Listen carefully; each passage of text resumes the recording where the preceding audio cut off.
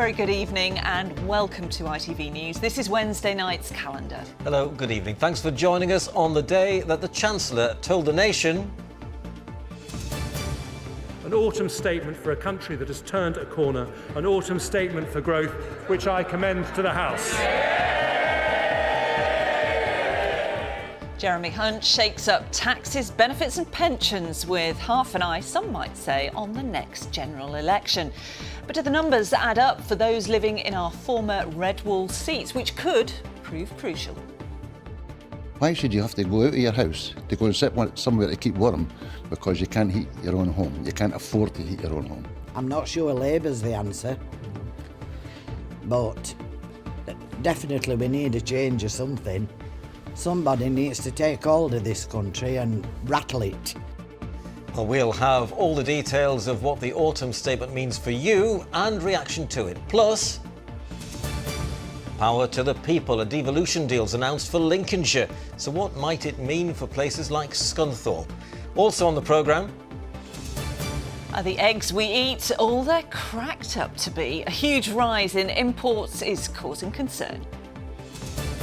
Barnsley's FA Cup dream becomes a nightmare as the Tykes are booted out, while the Tykes have fallen foul of the rules. And the tests have confirmed what we thought. Why Emmerdale is once again being praised for another hard-hitting storyline.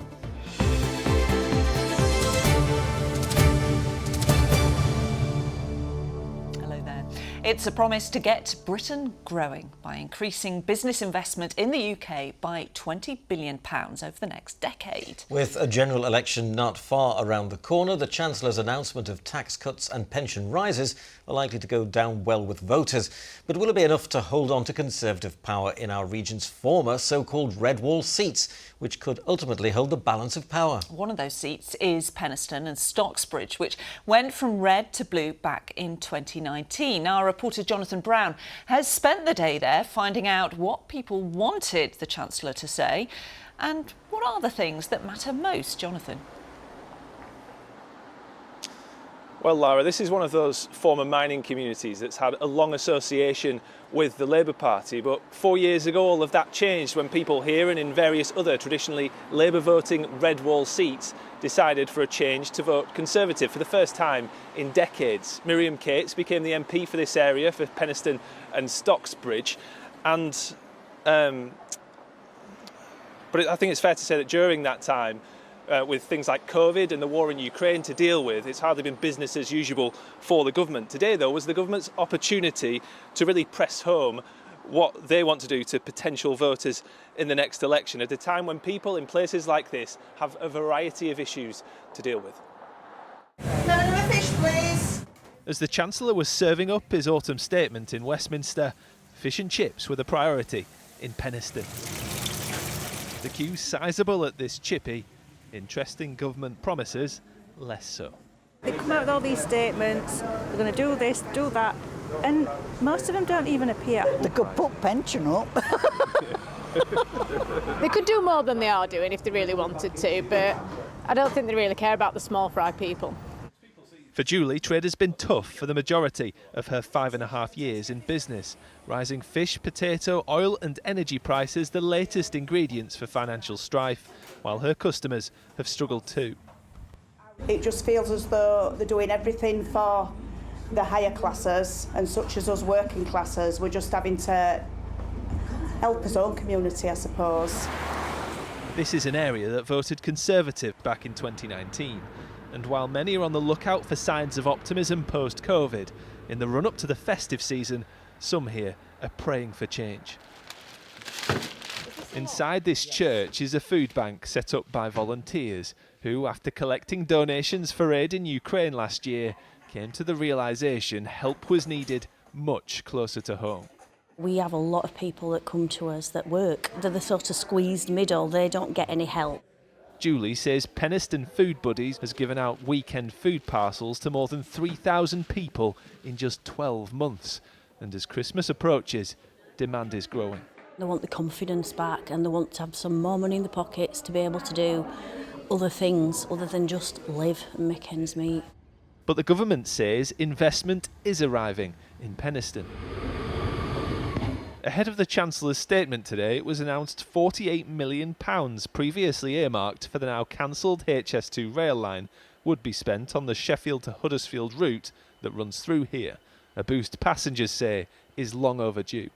Near where I live, there's a lot of places that once had a train line and now they don't even get a bus service. Do you think public transport is in a decent state at the minute? Oh, definitely not, no. Nowhere in South Yorkshire is. It's been cancelled, delayed and things, so I think more money in it could be a very good thing. 7 and 5, 75. A few miles down the road, there are many with little spare change to play with. Gilroyd Social Club's been here for 60 years, a place many have long called their local and some increasingly rely on for more than just a drink. We're getting quite a lot of people in now that's coming in and getting a glass of pop and sitting here for hours because they can't afford to put the heating on at home. Some of them have worked all their lives and now they're depending on a club to keep them warm. It's just not real, is it? All the while, Adrian says his own running costs have doubled in the last 18 months. The feeling here that few are being left unscathed by high prices, as its regulars tell me talk in Westminster does little to temper local concerns. I'm not sure Labour's the answer, but definitely we need a change or something. I've got 3 letters today and 3 on them were bills, and they've all gone up. They're all pensioners here. They're not bothered about pensioners, are they? Have we all got his lids off his pens? So with a general election looming, people here say it's about time they felt their concerns were being marked down by decision makers as the cold nights close in and dim hopes of something better to look forward to. Jonathan Brown, ITV News. I've certainly got the lid off my pen. Well, we'll have more live reaction from South Yorkshire in just a moment. But let's take a deeper dive into some of the key measures that were announced today. Well, national insurance contributions by workers will be reduced from 12% to 10%. The change will come into effect from January the 6th.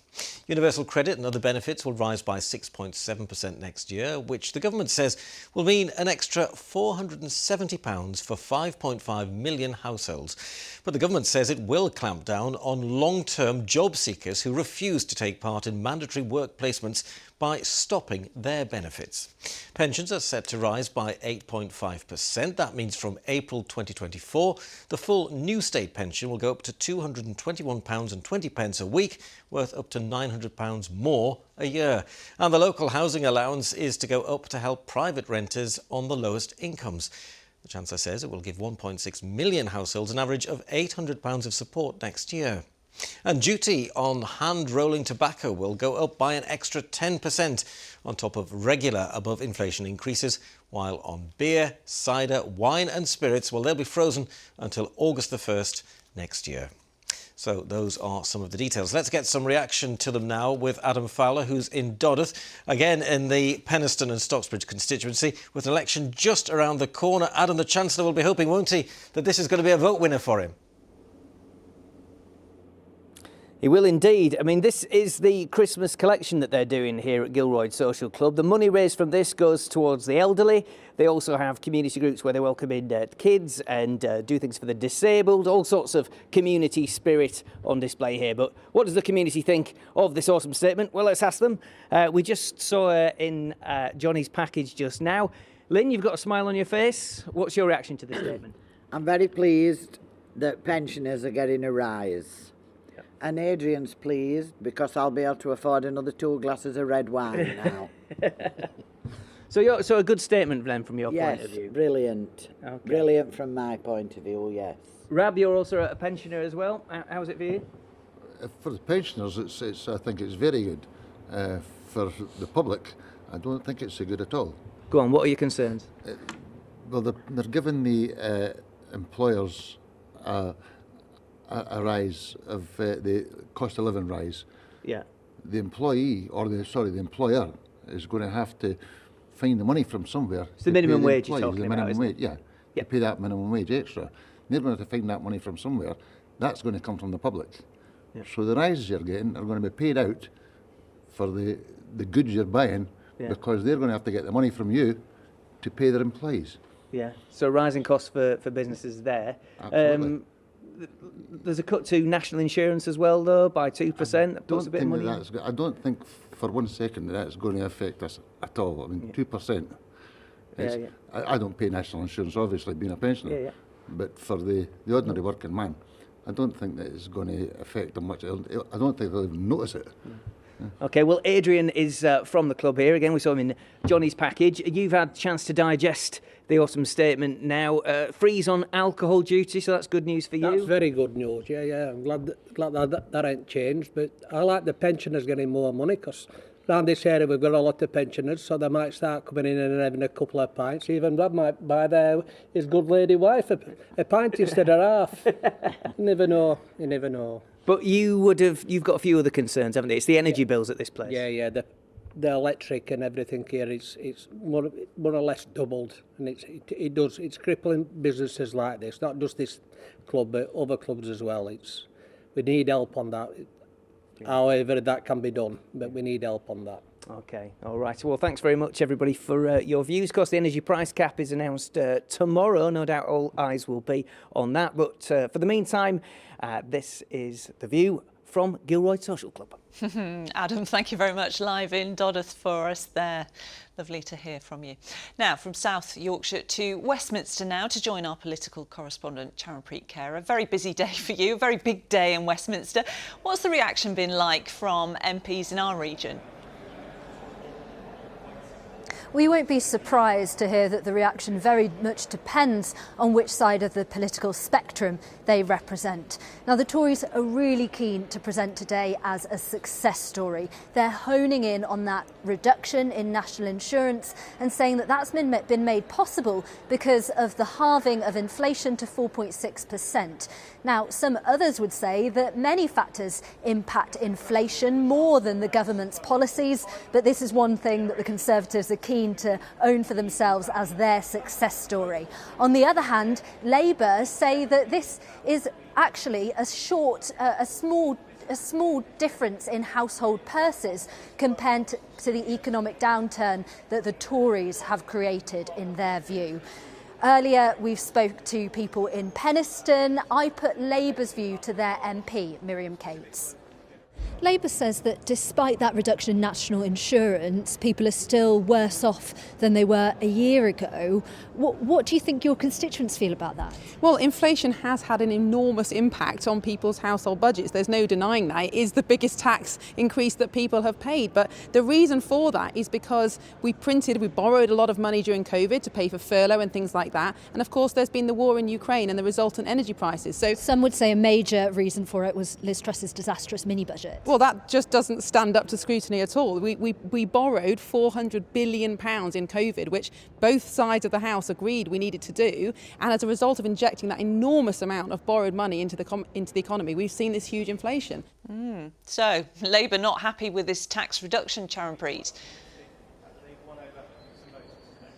Well, it's not that they're not happy with the tax reduction in itself. It's just that they don't feel that it will do enough to address the cost of living crisis that people across our region are struggling with. Earlier, I spoke to Keir Mather, the MP for Selby and Ainsty, and it was clear that his view of the economic prognosis for the country as a whole was very different to that of Miriam Cates. So much of what the Chancellor announced today was undoing the damage that we've seen both from Liz Truss's kamikaze budget, but also from 13 years of the Conservatives. If you take something like a national insurance cut by 2%, that's a drop in the ocean compared to the comparative 10% of tax rises that the Tories have implemented in the space of time that they've been in power. And I don't think it's going to have the material impacts that so many families in Selby and Ainsty need. You heard Keir Mather there calling this a drop in the ocean. Well, according to the Office for Budget Responsibility, the percentage of the nation's income being paid in tax is still set to rise to its highest level in 70 years, despite what the Chancellor announced today. Better news for some, though, is the news of more devolution for North Lincolnshire, and with that comes a decent dose of investment too. Charanpreet, live in Westminster Hall for us tonight. Thank you very much. So what does that devolution deal mean for Northern Lincolnshire? Let's head live now to the county because Amelia Beckett has been keeping across things there. Good evening, Amelia. What can we expect? Well, obviously this was only announced a few hours ago, so the details are quite slim at the moment, but what we do know is this deal would cover the whole of Lincolnshire. So it's being titled the Greater Lincolnshire Devolution Deal. That covers Lincolnshire, North East Lincolnshire and North Lincolnshire, and it brings more powers and potentially more investment to the region. As I say, not many details, but what we do know, the plan at the moment is for £24 million a year to be spent here each year for the next 30 years. There would also be an elected mayor, the likes that we have in Greater Manchester, like Andy Burnham, and in West Yorkshire, like Tracy Brabin. So on the face of it, it sounds quite good. But there are some concerns, particularly from unions today, who say the deal for Lincolnshire isn't as good as other areas, such as the East Midlands, which has been offered £38 million a year, and the North East, which has been offered £48 million a year. There's also concerns in Scunthorpe, where at the moment there are around 2,000 jobs at risk at the steelworks, and yet one of the big sells of this plan today was that it would bring more jobs for the region. Now, it hasn't been officially signed off yet. The three councils still have to vote on it, and then it will have to go to public consultation. So lots of details for people to work through in the next few weeks before that final decision is made. OK, Amelia Beckett, live in Lincolnshire for us. Thank you very much for bringing us up to date. Yes, and the Chancellor's autumn statement dominates the ITV evening news. When it continues here at 6:30 is Mary Nightingale. Coming up on the programme, cuts to taxes and a rise in the minimum wage. We have the latest on the Chancellor's autumn statement. Jeremy Hunt says his plan for the economy is working, but the work is not yet done, as he unveiled 110 new measures. We'll be taking your questions on what the autumn statement really means for you. Also on the programme tonight, Scotland's only oil refinery is set for closure, leaving hundreds of jobs at risk. And how having a pet benefits our mental health as we age. Do join me for those stories and more at 6:30. Some more of our region's news now, and a man has appeared in court charged with murdering the mother of his 4 children in Dewsbury. Wahab Albar Aden, who's 35, is accused of fatally stabbing 27-year-old Salam Al-Sharar at a house in Ravensthorpe on Sunday evening. West Yorkshire Police believe the couple came to the UK in 2020. A man who was killed after a car crashed into a bus stop in Leeds has been named as 62-year-old Terry Russell. Mr Russell died on Monday after the crash on Stanningley Road. 2 other people were taken to hospital with minor injuries. A 57-year-old man was arrested on suspicion of causing death by dangerous driving and driving whilst unfit through drugs, and has been released on bail. Barnsley have been thrown out of the FA Cup for fielding a player who wasn't eligible in their first round replay win against Horsham last week. The Reds were found to be in breach of tournament rules as the player was not eligible for the original fixture on the 3rd of November, which ended in a 3-all draw. Horsham will now go through to the second round instead, where they face Sutton. I feel for the fans. The fans who travelled all the way to Horsham on a Tuesday night, putting a day's holiday in and the expense, it's poor from the football club because there's nothing to show for it now in the next round of the FA Cup. Now, you could be eating your tea, so how do you like your eggs? Ooh, well, I like a boiled egg, but not for my tea. No. Poached? No, not for my tea. Scrambled? Yeah, maybe scrambled. Right, OK. Well, the vast majority of us choose free-range British Lion eggs in our weekly shop, no matter how we like them to be cooked. That's right, but UK egg production has been suffering, in part due to the bird flu outbreak, and now low-welfare eggs are flooding into our supermarkets from abroad. Amrit Birdie has been talking to one egg farmer in Chesterfield who's been feeling the impact. At Adam's Happy Hens in Chesterfield, chickens, goats and rheas all roam side by side out on the farm. Owner Adam insists that's why his customers love the free-range eggs he produces. But recently he feels farmers like him are being undermined by eggs imported from abroad. It's natural for a hen to go outside, forage, pick up grubs, pick up worms and etc. out of the ground. It's great for them. We believe that's what makes the eggs taste great. The problem is with the imported eggs is many farmers have to adhere to farm assurance, red tractor standards, and they have to comply with all these rules and regulations. these high animal welfare standards, but yet when they buy them in from abroad, they're not necessarily farm assured. The welfare standards probably aren't as good, and I think it's quite annoying for the British farmer. According to official data from the Animal and Plant Health Agency, the number of eggs imported from Poland rose by more than 2,000% between 2021 and August 2023. And the number imported from Italy also increased by almost 300% over the last year. The drastic increase in foreign eggs has become a cause for concern for public health experts like Barrett Pancagna. The issue with the eggs that are raised in places where you can't trace the food and the welfare of the chickens, the hens, is you may have infections within the eggs. And then when you cook those eggs, especially when you don't cook them fully, in other words, scrambled egg, raw egg, etc., that infection survives and you can get ill. So salmonella is a big problem from such eggs. In the UK, most eggs are marked with the British Lion stamp, which reflects high standards of safety. But recent events now mean demand is outstripping supply. We saw a big outbreak of avian influenza last year, which had a very detrimental effect on the laying sector. We've also seen huge challenges with the war in Ukraine on cost of production. So our national laying flock is smaller than it was, which means that we are importing eggs and liquid egg product to replace what was lost previously. The Department for Food, Environment and Rural Affairs told us around 90% of the eggs consumed in this country are home produced, and that they are also launching a review to promote fairness and transparency across the egg supply chain. But even with pressure on UK egg production increasing, for farmers like Adam, it's the happiness of his hens that remains highest in the pecking order. Amrit Birdie, ITV News. Oh, I do love a hen. I like a happy hen. I'd have one as a pet, maybe. I don't know. It's a lot of mucking out and things, isn't it? A happy hen. Well, what a about hen you, would Kez? be happy with you for sure. Of course it would. Absolutely. And I love a happy hen. That's what we like, isn't it? Yeah.